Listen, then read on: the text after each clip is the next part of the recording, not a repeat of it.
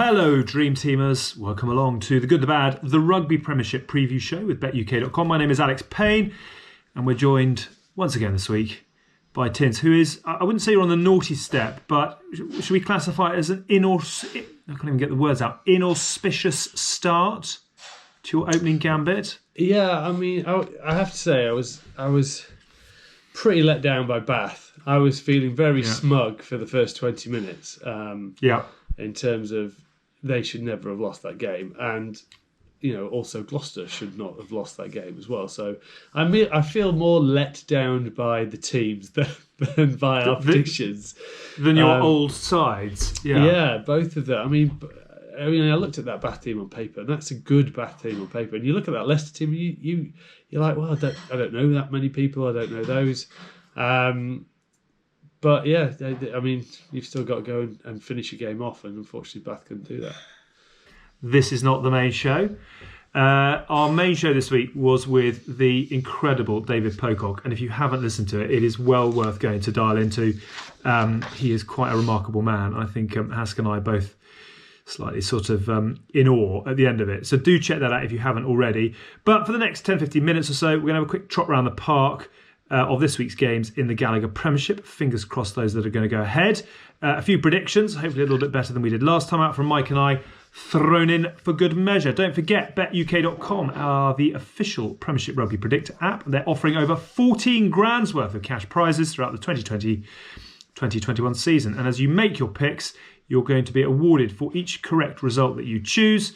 The player with the most accrued points at the end of the season wins a fantastic £5,000 cash money prize. Completely free to play. You never need to miss out. All you need to do is download the official Premiership Rugby Predictor app, which is available exclusively on BetUK.com's own app for players aged 18 and over. And you can get that on iOS and Android. It couldn't be simpler to make your picks. Quick run through the T's and C's. All you need to do, download the app if you haven't already, log in or register to the BetUK.com account, select the Premiership Rugby Predictor game from the menu, make your prediction, home win, away win or a draw for all of the weekend's Premiership fixtures. Submit your predictions ahead of the weekend and hope you've picked the winner. That's as simple as it needs to be. Don't forget, as always with these things, T's and C's apply. 18s and older only. And begambleaware.org. Keep it fun. Should we get into the games? Bath. My worry is for this Bath team, they must be low on form, on morale. Sorry, they've lost the last 3 on the bounce. Obviously 2 in Europe, and then the last win they had was against Worcester away. But then they lost before that as well. So they've only got 1 try bonus point. They've got 10 tries in total from what game are we on now with including Europe? 6, 7 or 8, I think. Yeah, so they're not scoring like you would expect that team to score when you look at it on paper. Had a bit of a shock on the weekend, took hot shots, and obviously none of the Bath hot shots scored. So I think it's all pointing to Wasps. Wasps obviously played very well against Exeter on the weekend. Exeter was a weakened side, but still you've got to get the job done and you've got to score the tries. And Exeter did a very good job of that. And I don't see, as much as it's my old team, I don't see how you can pick a Bath win. But saying that, as you just said, it probably will go completely the other way. But I would be taking a Wasps win all day long.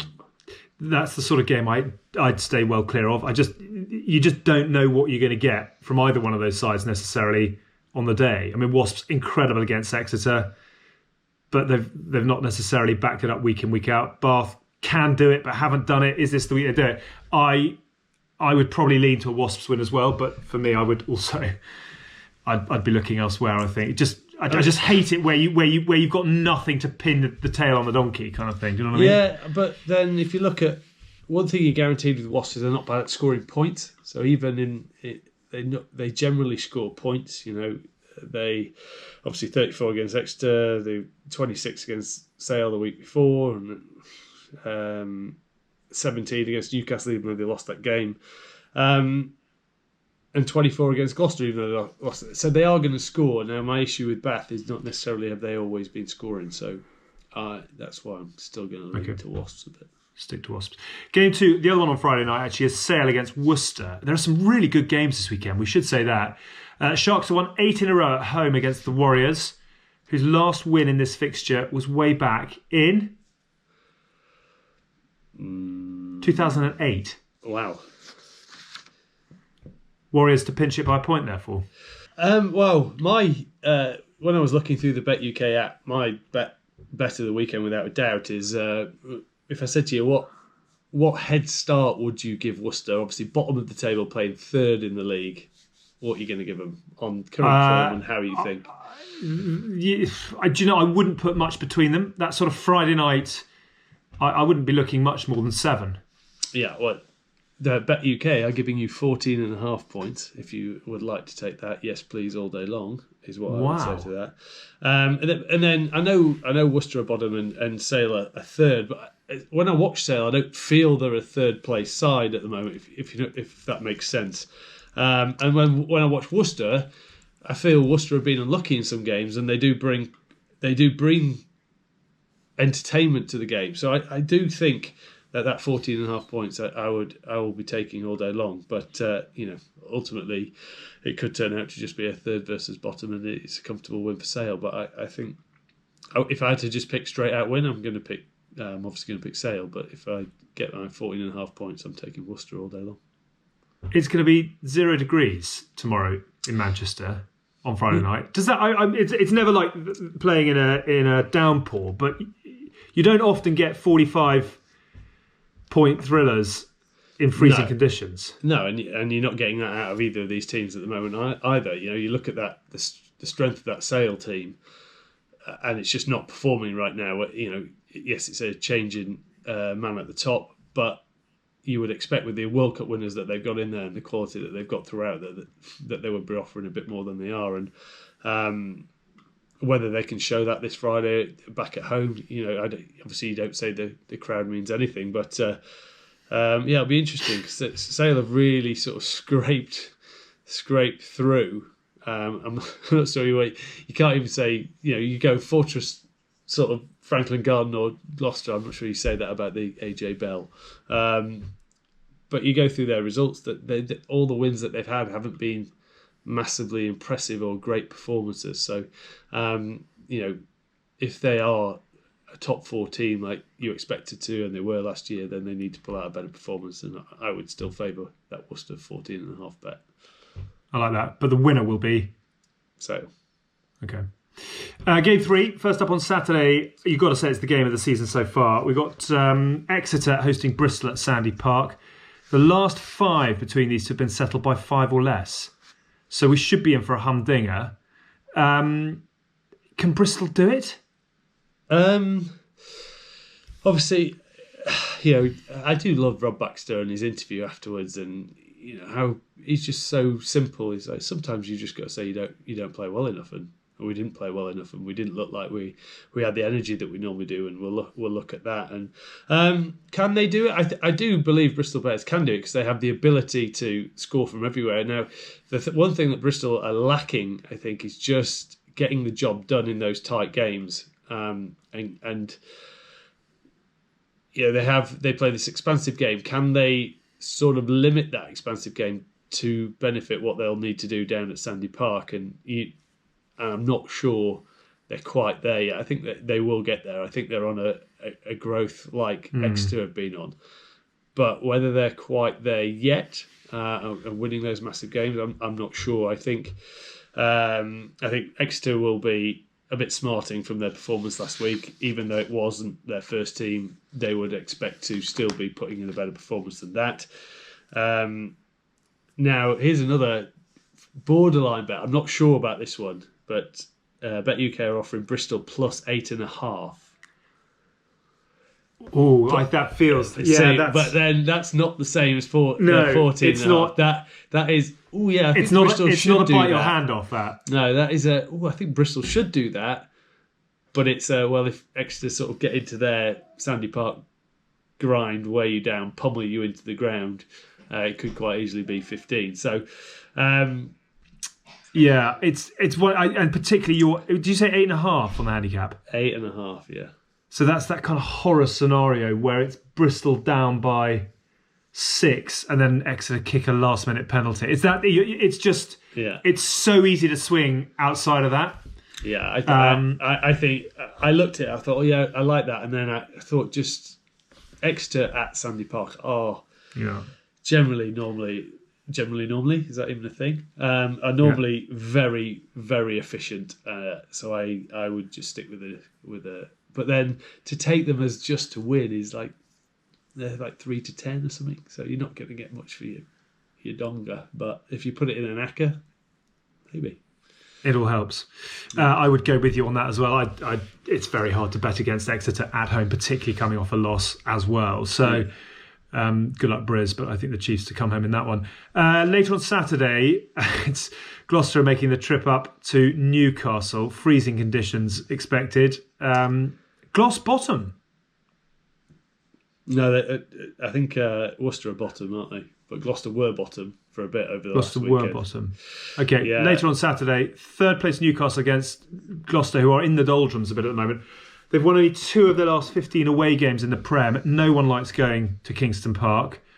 I'm going to really struggle to do anything other than a Newcastle win in this.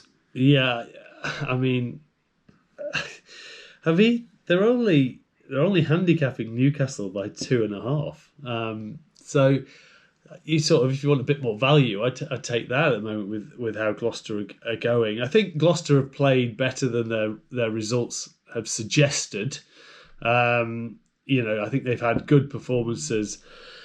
Sale at the weekend, they shouldn't. They've thrown that away, really. And then if you go, what other games did they throw away? They put up a good performance against Exeter, but again, they've shown stuff but not finished things off. And what Newcastle have shown is the exact opposite. Maybe they've had to grind games and then they've come out the other end with wins, and that's what Gloucester haven't done. So I can't, as much as I want my old team to win, I can't see past a Newcastle win, unfortunately. How much do you think George Skivington is harvesting at the moment about life at the sharp end of all of this? You're basically left with what you've got. So there's been a bit of change through the team. Obviously, you've got a young man at 10 in Lloyd Evans. You're messing around. You've got Lewis Rees-Zammit coming through. You've got some full-on superstars in there with Johnny May as well. But then you've got a younger group of players coming through. Stephen Varney, even though he's an international at 9. Lewis Ludlam as your captain, Geordie Reid, all quite new in terms of the pack. So, but again, they show really good things. But it is like they're a young team and a new coaching group together, and it's going to take that little bit of time. And hopefully we can see them sort of flip it around and get those wins that they need. And I think once their confidence is up, they do still play some great rugby, but it's got to be more consistent, unfortunately. Yeah. Fifth game of the round would have been the East Midlands derby, but Saints Leicester is off because of COVID. There's a surprise. Pick us a winner just out of interest. In a nutshell.